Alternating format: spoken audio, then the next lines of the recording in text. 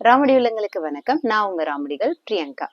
இந்த வீடியோல நம்ம சாரா ஆடம்ஸ் எழுதின த ரூல் புக்கோட கதையை தான் பார்க்க போறோம் வித் ரிவ்யூ. நம்ம ஹீரோயினோட பேரு நோரா. நோரா ஒரு பெரிய ஸ்போர்ட்ஸ் ஏஜென்ட்டுக்கான கம்பெனி இருக்குல்ல, அதுலதான் வேலை பார்த்துட்டு இருக்கா. அவளுக்கு ரொம்ப நாளா ஒரு ஸ்போர்ட்ஸ் ஏஜென்ட் ஆயிடணுங்கிறது ஆசை. ஆனா இவளோட ஃபீல்டு மென் டாமினேட் பண்ற ஒரு ஃபீல்டு. ஒரு ஏஜென்ட்னா, ஒரு ஸ்போர்ட்ஸ் ஏஜென்ட்னா அது ஒரு பையனா தான் இருக்க முடியும். ஏன்னா நிறைய சேலஞ்சஸ் இருக்கும். அது ஒரு பையனால தான் பண்ண முடியும், ஒரு பொண்ணால பண்ண முடியாது அப்படிங்கிற ஒரு ஃபீல்டு. பொண்ணு வந்தாலே அவங்கள டிமோட்டிவேட் பண்ணி அந்த மாதிரி இருக்கிற ஒரு ஃபீல்டுல எப்படியாவது ஒரு சக்சஸ்ஃபுல் ஏஜென்ட் ஆயிடணும் அப்படிங்கிறது இவளோட ஆசை. அப்படி இருக்கும்போது ஒரு நாள் நோராக்கு வந்து ஒரு இமெயில் வருது. அவ ஒரு ஸ்போர்ட்ஸ் ஏஜென்ட் ஆக போறா. ஒரு பெரிய ஃபுட்பால் பிளேயர். அவருக்கோட ஸ்போர்ட்ஸ் ஏஜென்ட் வந்து கொஞ்சம் லீவ்ல போயிருக்காரு, உடம்பு சரியில்லைனாலும். இப்ப அவருக்கு ஏஜென்ட் இல்ல. அப்ப நீ வந்து அந்த பொசிஷன் எடுத்துக்கோன்னு அவளுக்கு சொல்றாங்க. அவளுக்கு அவ்வளோ ஒரு சந்தோஷம். ஏன்னா இத்தனை வருஷமா அவ காத்துட்டு இருந்ததே இந்த ஒரு விஷயத்துக்காக தான். ஆனா அவ யாருக்கு ஸ்போர்ட்ஸ் ஏஜென்ட் ஆக போறாளோ அங்கதான் ட்விஸ்ட்.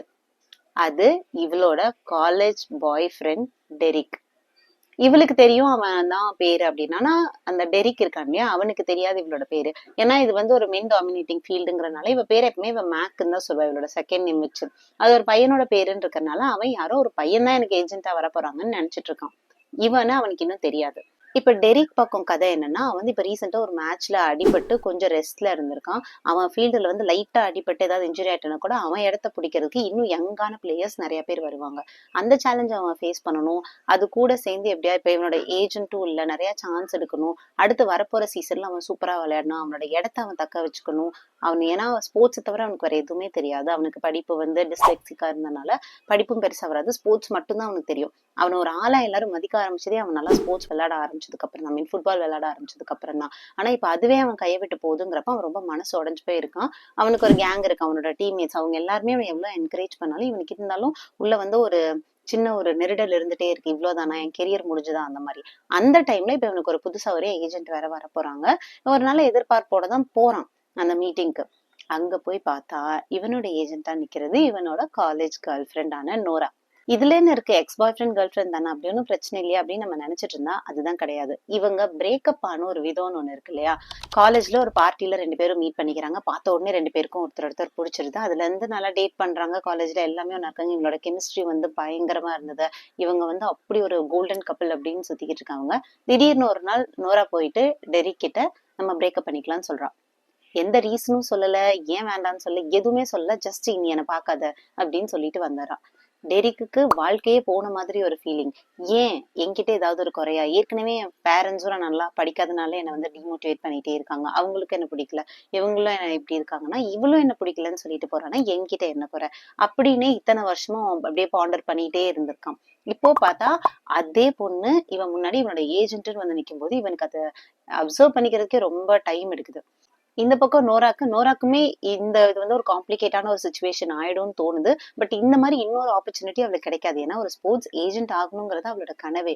அது வருது. ஆனா அது இப்படி ஒரு எக்ஸ் பாய் ஃப்ரெண்ட் அப்படிங்கிற ஒரு ரீசனுக்காக இழக்கணுமானோ அவளுக்கு ஒரு ஒரு ஆதங்கமா இருக்கு. திடீர்னு என்ன பண்றான்னா, டெரி கிட்ட போய் எப்படியாவது காம்ப்ரமைஸ் பண்ணிக்கலாம், பரவாயில்ல அதெல்லாம் பழசு தானே, முடிஞ்சு போச்சுல, நீ நேரம் மறந்துருப்ப.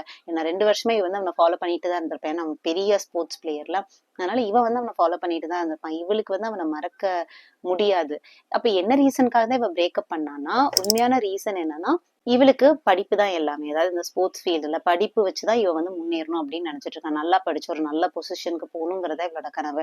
ஏன்னா இவங்க அம்மா வந்து ஒரு சிங்கிள் மதர். இவங்க அப்பா சின்ன வயசுல இருந்தே இவ லைஃப்ல வந்து ஒரு பெரிய பார்ட்டா இருந்ததே கிடையாது. ஆனா ஸ்போர்ட்ஸ்கள் இன்ட்ரடியூஸ் பண்ணதே அவங்க அப்பா தான். அவங்க அப்பாவை இம்ப்ரெஸ் பண்ணுங்கிறக்காக சின்ன வயசுல இருந்து இவ நிறைய ஸ்போர்ட்ஸ் பார்த்துட்டே இருந்திருப்பா. ஆனா அவங்க அப்பா பெருசா இவ லைஃப்ல இன்வால்வ் கிடையாது. அவங்க அம்மா எவ்வளவு கஷ்டப்பட்டு இவளை வளர்த்தாங்கன்னு இவளுக்கு தெரியும். அப்படி இருக்கும்போது காலேஜ்ல டெரிக்க பாக்குற வரைக்கும் வந்து எந்த கிளாஸையும் மிஸ் பண்ண மாட்டா. எல்லாமே நல்லா படிச்சிருவா. எல்லாம் ப்ராப்பரா படிப்புல அவ்வளவு கவனம் செலுத்திட்டு இருந்தா. ஆனா இவ டெரிக்க டேட் பண்ண ஆரம்பிச்சதுல இருந்து கிளாஸஸ் மிஸ் பண்றது, அவன் கூட டைம் ஸ்பெண்ட் பண்றதுக்காக படிப்புல கவனம் செலுத்தாம இருக்கிறது, இந்த மாதிரிலாம் இருக்கும்போது அவளுக்கு ஒரு டைம் என்ன ஆயிடுதுன்னா, ஒரு டெஸ்ட்ல வந்து அவ கம்மி மார்க் வாங்கிடுறா. அப்படி கம்மி மார்க் வாங்கினோன்னா அவளால அதை ஏத்துக்கவே முடியல. ஓ! ஏன்னா அன்னைக்கு நைட் இவ டெரிக் கூட டைம் ஸ்பெண்ட் பண்ணியிருப்பா. அப்போ இவனால என்னோட படிப்பு ஸ்பாயில் ஆகுதுன்னா இது சரியில்ல. ஒருவேளை ஃபியூச்சர்ல நாங்க ஒண்ணா சேர்ந்தா கூட படிப்பு இல்லாம ஒரு ஸ்டாண்டர்டான லிவிங் இல்லாம நான் எப்படி கஷ்டப்படுவேன்? எங்க அம்மா மாதிரி நான் ஆயிடக்கூடாது. எங்க அம்மா எவ்வளவு கஷ்டப்பட்டாங்கன்னு எனக்கு தெரியும். அப்படிங்கிற ஒரே ரீசனுக்காக தான் இவ போயி அவன்கிட்ட பிரேக்கப் பண்ணிட்டு வந்திருப்பா. ஆனா இந்த ரீசன் அவளுக்கு சொல்ல முடியாதனால அவ ஜஸ்ட் இனிமே என்ன பார்க்காத அப்படின்னு மட்டும் சொல்லிட்டு வந்துருவா. ஆனா அந்த பிரேக்கப் பண்ணிட்டு வந்த அடுத்த நாளே இவளுக்கு வந்து மனசு தாங்காது. அவன் இல்லாம இவளால இருக்க முடியல. சரி அவன போய் பார்த்துட்டு வரலான்னு சொல்லிட்டு, இவ உண்மைய சொல்லலான்னு போகும்போது, அங்க அவனோட ரூமுக்கு வெளிய வேற ஒரு பொண்ணோட அவ வந்து ஹக் பண்ணிட்டு, கிஸ் பண்ணிட்டு இருக்கிறத பார்த்துடுவா. அதனால அப்படியே திரும்பி வந்துருவா. அதுலருந்து 2 வருஷமா அவன் ஜஸ்ட் என்ன பண்றான், ஏது பண்றான்னு அவன ஃபாலோ பண்றது, அவனோட எல்லா மேட்ச்சுக்கும் போறது, அவனோட அந்த ஜெர்சி எல்லாம் வாங்கி போட்டுக்கிறது, இந்த மாரி மட்டுமே இவளவ வந்து காட்டிட்டு இருந்தா. நெறைய அவன பத்தி கனவு காண்றது, இப்படியே தான் இவளோட லைஃப் போயிட்டு இருந்திருக்கு. ஆனா அவ நெறைய பொண்ணுங்கள டேட் பண்றதையும், இது பண்றதையும் நியூஸ் பேப்பர் இதுலலாம் பார்த்துட்டு தான் இருந்திருக்கா. ஸோ ஒருவேள அவ லைஃப்ல மூவ் ஆன் ஆயி போயிட்டா அப்படின்னு நெனச்சுட்டு இவ இருந்திருக்கா. ஆனா டெரிக் சைட் ஸ்டோரி என்னன்னா, அவனால எவ்ளோ கஷ்டப்பட்டும் மூவ் ஆன் ஆகவே முடியல. அஃப்கோர்ஸ் நெறைய மாடல்ஸ டேட் பண்ணியிருக்கான், வெளிய போவான், வருவான். அதெல்லாம் வெளி உலகத்துக்காக அப்படி ஷோ காட்டுறதுக்காக மட்டும் தானே தவிர, இவனால நூராவ மறக்கவே முடியல. இவனோட ஃப்ரெண்ட்ஸ் கேங் இருக்கு இல்லையா? அதுல அந்த 4 பேருக்குமே கல்யாணம் ஆயி எல்லாரும் ஹாப்பியா வாழ்ந்துட்டு இருக்காங்க. எல்லாரும் அடுத்து நீ தான் கல்யாணம் பண்ணி நீ தான் கல்யாணம் பண்ணிக்கணும்னு இவனை ஃபோர்ஸ் பண்ணிட்டே இருப்பாங்க. ஆனா இவனுக்கு வந்து யாரும் அதை பத்தி பேசவே பேசாதீங்க. ஏன்னா இவன் மைண்ட்ல இருக்கிற ஒரே பொண்ணு நோரா மட்டும்தான். இது அவங்க யாருக்கும் தெரியாது. யார் இந்த பொண்ணு, எதுக்கு இந்த பொண்ணுன்னு அவங்க யாருக்கும் தெரியாது. ஆனா ஏதோ ஒரு பொண்ணாலதான் இவன் அஃபெக்ட் ஆயிருக்கான்னு மட்டும் அவங்களுக்கு தெரியும். இதுல இன்னொன்னு என்னன்னா, அவனோட பெட் சைட் டேபிள்ல இப்பவும் ஒரு ஜுவல்லரி பாக்ஸ் வச்சிருக்கான். அதுல இருந்தது ஒரு என்கேஜ்மெண்ட் ரிங். நோரா வந்து இவன் கூட பிரேக்கப் பண்ணா இல்லையா, அந்த அன்னைக்கு இவன் அவளுக்கு ப்ரப்போஸ் பண்றதா இருந்திருக்கான். அந்த ரிங்க வாங்கி வச்சுட்டு. இது நோராக்கும் தெரியாது. இவன் இது யார்கிட்டயுமே சொன்னதில்ல. ஆனா அந்த ரிங் இருக்குன்னு மட்டும் இவனோட ஃப்ரெண்ட்ஸ்க்கு தெரியும். அவனை அதை வச்சு கிண்டல் பண்ணிட்டே இருப்பாங்க. இதுதான் இவங்களோட பேக் ஸ்டோரி. இப்போ கரண்டா என்ன நடக்குதுன்னா, இவளுக்கு அவன் மேல இப்படி ஒரு கோவம். அவன் என்ன எதுவுமே தேடி வரல. நான் பிரேக்கப்ன்னு சொன்ன உடனே அவன் வந்து அப்படியே விட்டுட்டான் அப்படின்னு இவளுக்கு வந்து ஒரு சின்ன வருத்தம். அவனுக்கு என்னடான்னா, எந்த காரணமுமே சொல்லாம என்னை இப்படி அம்போன்னு கழட்டி விட்டுட்டு போனால. மறுபடியும் அதை பண்ண மாட்டான்னு என்ன நிச்சயம்னு சொல்லிட்டு அவனுக்கு மைண்ட்ல ஒரு வருத்தம். இப்படியே இவங்க 2 பேரும் இப்போ ஒண்ணா சேர்ந்து வேலை பார்க்கணுங்கிற சிச்சுவேஷன் வரும்போது 2 பேருக்கும் என்ன டெசிஷன் எடுக்கிறதுன்னு தெரியல. இவங்க 2 பேரும் இவங்களோட ரிலேஷன்ஷிப்ப ப்ரொஃபஷனலா வச்சுக்கணுங்கிறதுக்காக உட்கார்ந்து ரூல்ஸ் போடுறாங்க. நம்ம 2 பேரும் ஒருத்தர் எக்காரணத்துக்கு கொண்டும் டச் பண்ணவே கூடாது. ஒருத்தர் பர்சனல் கொஸ்டின்ஸ் எதுவும் கேட்கக் கூடாது. கிஸ் பண்ணக்கூடாது. அவங்கவங்க இருக்கும்போது ஃபுல்லா ட்ரெஸ் பண்ணிட்டு இருக்கணும். இந்த மாதிரி ஒரு 20 ரூல்ஸ் வந்து அவங்க 2 பேரும் போட்டுக்கிறாங்க. அதை கரெக்டா ஃபாலோ பண்ணணும். அப்பதான் அது ப்ரொஃபஷனலா இருக்கணும்னு நினைக்கிறாங்க. நோராக்கு இந்த பொசிஷனை விட இஷ்டம் இல்ல. எப்படியாவது அவனோட ஸ்போர்ட்ஸ் ஏஜென்ட் ஆயிடணும்னு அவனை கெஞ்சி கன்வின்ஸ் பண்ணிட்டே இருக்கா. நம்மளோட பாஸ்ட் வந்து இதுல நம்மள எதுவுமே பாதிக்காது. நான் ப்ரொஃபஷனலா நடந்துக்குவேன். நீ என்ன வேணா எனக்கு வேலை கூட நான் எல்லாமே பண்ணுவேன்னு சொல்லிட்டு சொன்னதும் போதும் டெரிக்கு ஒரு முடிவுக்கு வரான். நீ என்னை எவ்வளவு கஷ்டப்படுத்தின பாஸ்ட்ல, இரு உன் லைஃப நான் வந்து எவ்வளவு கஷ்டப்படுத்துறேன்னு பாரு.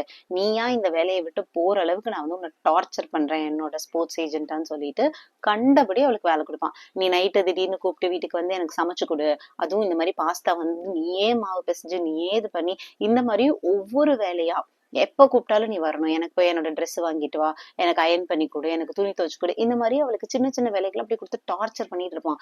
இவளுக்கு ஆத்திரமா வரும் டைம். ஆனா அந்த வேலையை விட்டு தூக்கணுங்கிறதுக்காக தான் இதெல்லாம் பிளான் பண்றான்னு இவளுக்கும் தெரியும். சோ 2 பேரோட அந்த ஸ்டபர்னஸும் வந்துட்டு 2 பேரும் ஒரு வழியா ஃபைனலா இப்படியே போயிட்டே இருக்காங்க. ஒரு ஸ்டேஜ்ல என்ன ஆயிடுதுன்னா வேகஸ் போறாங்க. வேகஸ் போகும்போது இவங்க 2 பேரும் ஆக்சிடென்ட்ல குடிச்சிட்டு கல்யாணம் பண்ணிக்கிறாங்க. அந்த இடத்துல என்னன்னா கல்யாணம் பண்ணி முடிச்சுட்டு இவங்களுக்கு ஒரு ஃபேக்கா ஒரு ஹனிமூன் செட்டப் பண்றாங்க. ஏன்னா இப்படி திடீர்னு போய் ஒரு ஸ்போர்ட்ஸ் ஏஜென்ட்டும் ஒரு ஸ்போர்ட்ஸ் பிளேயரும் போய் கல்யாணம் பண்ணிக்கிட்டா அது வந்து அந்த கம்பெனியோட ரெப்புடேஷனுக்கு எவ்வளவு பாதிப்பா இருக்கும். அதனால இது சரியில்லைன்னு சொல்லிட்டு இவங்க கதையை வந்து ஒரு லவ் ஸ்டோரி மாதிரி மாத்தணும் அப்படின்னு சொல்லிட்டு அந்த கம்பெனி முடிவு பண்ணி உங்களை வந்து நாங்க ஹனிமூனுக்கு அனுப்பி வைக்கிறோம், ஃபேக்கான ஹனிமூன்னு சொல்லிட்டு பிளான் பண்ணிக்கிறாங்க. ஃபேக்குங்கிறது இவங்க 2 பேருக்கும் மட்டும்தான் தெரியும், வேற யாருக்கும் தெரியாது. இவங்க 2 பேரும் இந்த ஃபேக் ஹனிமூனுக்கு போறாங்க. அங்க பேசுறதுக்கு நிறைய ஆப்பர்ச்சுனிட்டி கிடைக்குது. அங்க இவ மனசுல அதாவது பழசுல என்னெல்லாம் நடந்துச்சு அப்படிங்கறத அவ சொல்றா. உன்னை லவ் பண்றேன் அப்படிங்கறத சொல்லல. அதை தவிர இந்த மாதிரி நான் உன்னோட எல்லா மேட்ச்க்கும் நான் வந்திருக்கேன், உன்னோட ஜெர்சில என்கிட்ட இருக்கு, இப்படி எல்லாம் வந்து உண்மையா சொல்றான். உன்னோட ஒரு மேட்ச் கூட நான் மிஸ் பண்ணது கிடையாது. நீ ஃபர்ஸ்ட் கோல் போட்டப்பெல்லாம் நான் அப்படியே கத்தி அவ்வளவு சந்தோஷப்பட்டிருக்கேன் அப்படின்லாம் சொல்றான்.